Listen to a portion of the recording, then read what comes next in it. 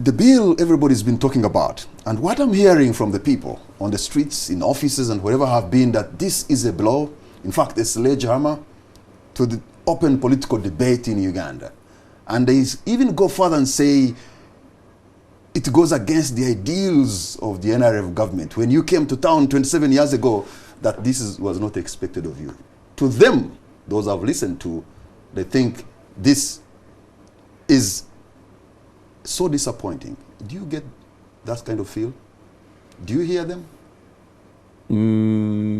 Well, I've been hearing people who have been speaking out of ignorance, who don't know what they're talking about, because the bill that we passed in Parliament does not do any of those things. All it does, you see, let me give you the history of this bill. First of all, we all know that the constitutional duty of the police, one of the duties, is to maintain law and order, is to protect every citizen and give them the opportunity to exercise their freedoms and rights in Uganda, including the right to demonstrate.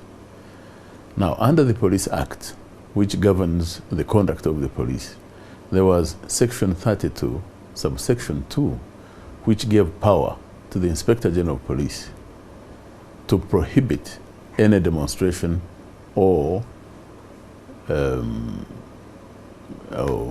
assembly which he thought would lead to the breach of peace.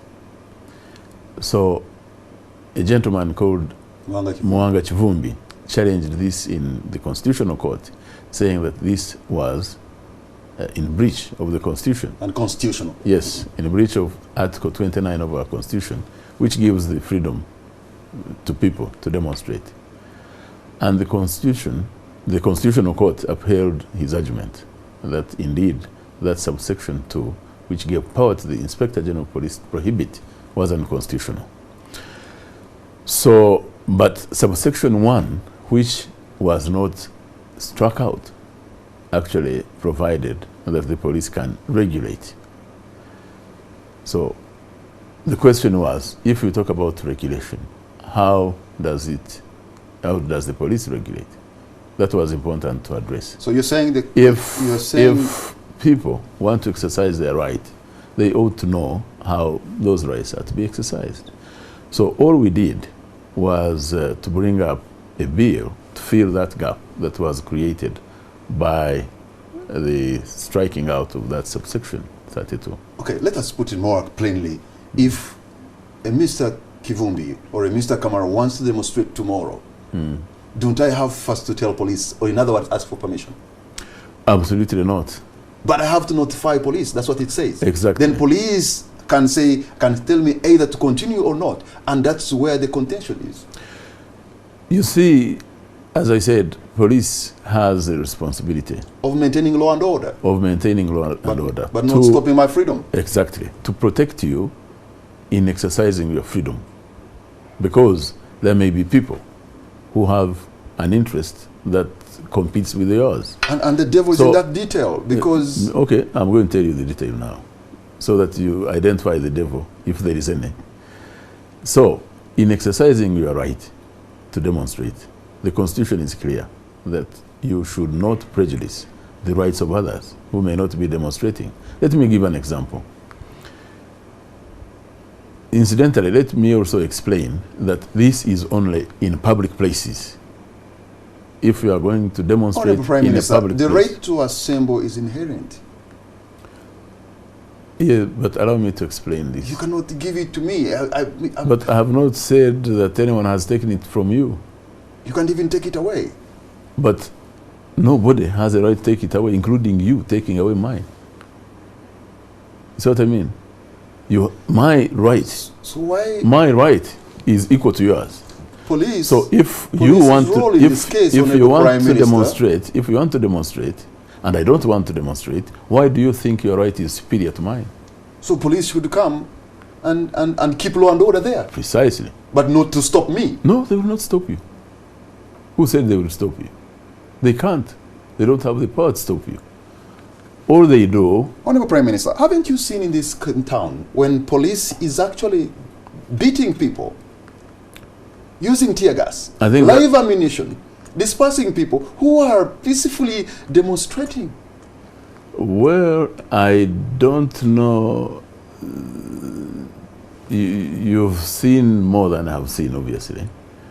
But at any rate, this bill was not in place. So we are talking about a bill which is yet to be law.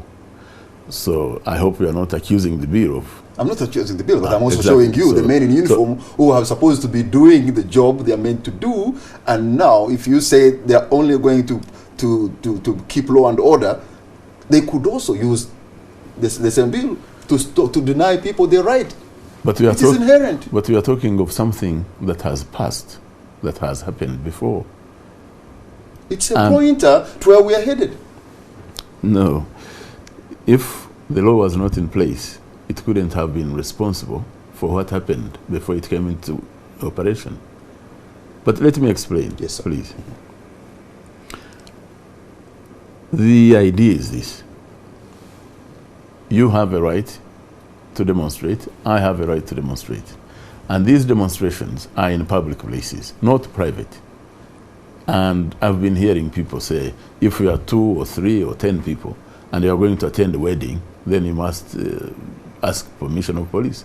This is wrong. That if you are a political party and you are going to hold a meeting of the party, that you have to ask police permission.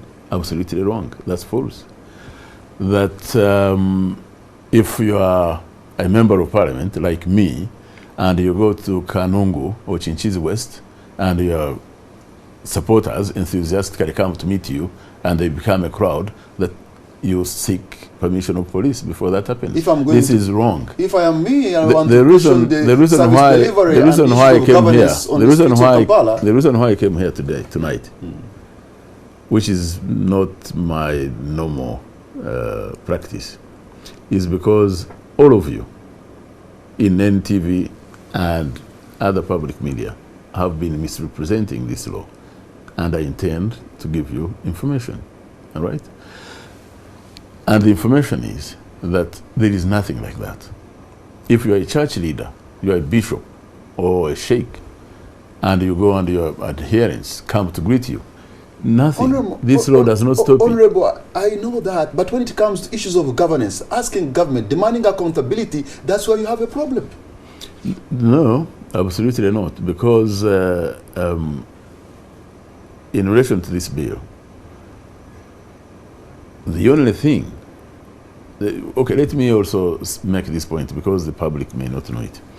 It's true that the bill which government presented to Parliament had many issues which were contentious. However, in the committee of Parliament, the Parliamentary Legal and Parliamentary Affairs Committee, where the opposition is, Katuntu and others, they agreed on positions that we accepted in government. Subsequently, as a matter of fact, the Speaker set up a select committee which looked through these. So the only contentious point that remained was in Clause 8. Mr. Chivumbi, who is now a member of Parliament, objected to Clause 8 as it stands. Let me tell you what it is. Clause 8 imposes a duty on organizers of demonstrations to notify police that they intend to demonstrate, to give particulars of the date, the venue, and so on, the time when they want to demonstrate. And that Clause 8 says that if, when the police receives your notice, it has received prior notice from someone else that they intend to do the same, in the same venue, same date, at the same time, they politely inform you that, sorry, Mr. Kamara, the date you are proposing has already been taken up by someone else. Could you find another suitable place? You're presenting it in the most calm, smooth kind of way, but that is the clause that could be abused. That is the clause that everybody thinks shouldn't even have been there. So that's one. Two, it says that if the venue is unsuitable, then the police would say, please, this venue is not suitable. Now, there was something called any other reason. This was contentious. Eventually, actually in Parliament, we considered, we removed it. So those are the only two reasons why you should give notice to the police, and the police can say, this is unsuitable because it is a market. This is unsuitable for this or that reason. You see, but if you removed that and the opposition was opposed to that, how come when we were passing the bill, we saw a lot of opposition from them, whom you're quoting, from the human rights group, from the public, from the religious leaders? The writing was on the wall that this is a bad bill. You know, Mr. Kamara, my only suspicion is that the opposition, you remember, had boycotted Parliament. So I think they missed a lot of what has gone on, and they didn't know what they were talking about. They didn't know what was in the bill.